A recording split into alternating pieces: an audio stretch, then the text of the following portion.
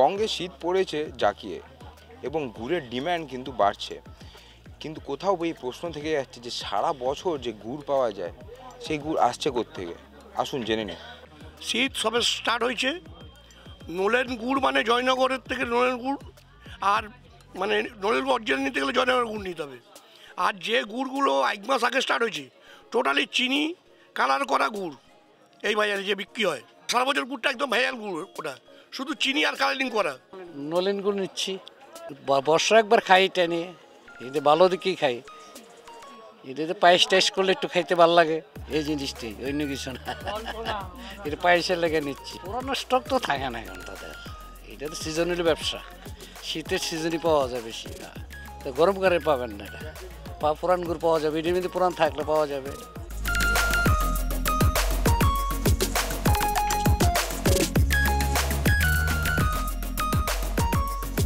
সারা বছর তো এই ধরনের গুড় পাওয়া যায় না দাদা।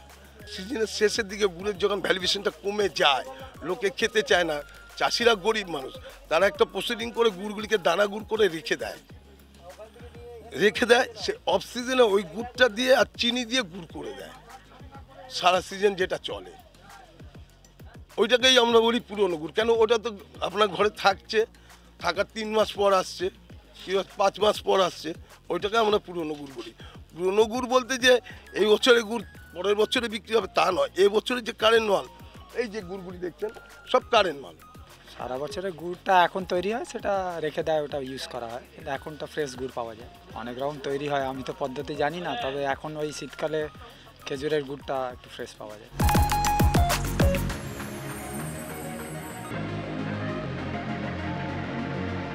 আমি এখনকার দিনে তো সবই প্রায় ম্যাক্সিমাম আমার কাছেও চিনি, কিন্তু চিনিটা আমি একটু ভালো করে বুঝতে পারি, পার্সেন্টেজটা কমে আমি চাষিকে ভালো করে বলি, ভাই দাম নে, একটু পার্সেন্টেজটা চিনির কমিয়ে দে। কিন্তু চিনি সবাইকে খেতে হবে, এটা একবারে খেজুর গুড় খেলে বুঝে নিতে হবে, কিন্তু আমি পার্সেন্টেজটা অনেকটা কন্ট্রোল করি। ওই গরমকালে যে খেজুর গাছে তো রস হয় না, আমি তো 60 বছরে দেখিনি যে গরমকালে চৈত্র মাসে, বৈশাখ মাসে, জ্যৈষ্ঠী মাসে, আষাঢ় মাসে খেজুর গাছে রস হচ্ছে। কোত্থেকে আসে তাও জানি না, ওর খবরই রাখি না আমি। হ্যাঁ, আপনি কি বিক্রি করছেন, কি কিনছেন, যে ক্রেতা সে জানে আর যে বিক্রি করে সে জানে, আমি তো বিক্রি করি না, তো ওইটা সম্বন্ধে আমি বলবো কি করে। গুড়টা খেয়ে খুবই ভালো লেগেছে, সেন্টটাও ভালো, গুড়টার টেস্টও ভালো। এই প্রথম বংশগুড় দোকানে এসছে, তফাৎ কি এটা সেন্ট, গুড়ের যে খেজুর গুড়ের যে সেন্ট, সে সেন্টটা আছে, এটি বুঝি।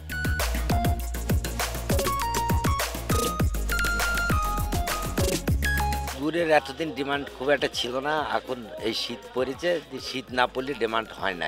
এই 2 দিন থেকে ডিমান্ডও হয়েছে। ঠান্ডা না হলে গুড় ভালো বেশি হবে না, হবে ওই কার্তিকের শেষের থেকে হবে বাংলায়, খুব কম।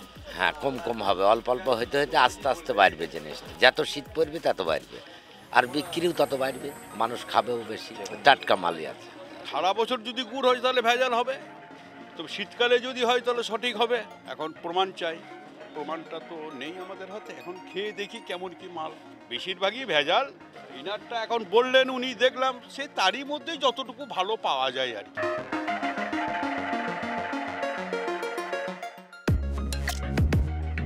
ঝোলা আছে, পাটালি আছে, আপনার মুর্শিদাবাদি গুড় আছে, জলঙ্গির, নদিয়ার ধোয়াপাড়া মাল আছে, দেবুগড়ায় মাল আছে।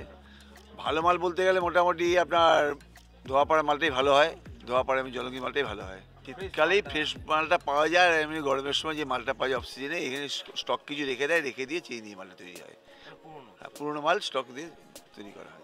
সারা বছরের থেকে শীতকালেই ভালো গুড় পাওয়া যায়, শীতকালে তো মানে রানিং কাটা হয়, ওই জন্য শীতকালেই একটু গুড় নেওয়া হয়, সারা বছর গুড় নেওয়া হয় না। শীতকালের খেতে ভালো লাগে, নলেন গুড় নতুন গুড় ওঠে, সারা বছর অতটা ভালো পাওয়া যায় না। তো শীতকালে যে গুড় পাওয়া যাচ্ছে সেটাই কিন্তু টাটকা গুড়, এবং বাকি সময় যে গুড় পাওয়া যাচ্ছে তাই সেই গুড়ের মধ্যে কিন্তু বিভিন্ন রকম ভেজাল পাওয়া যাচ্ছে, এমনটাই জানাচ্ছেন দোকানদাররা। ক্যামেরায় চিরঞ্জিতের সাথে দেবপম্পাল, দেখতে থাকুন এস নিউজ।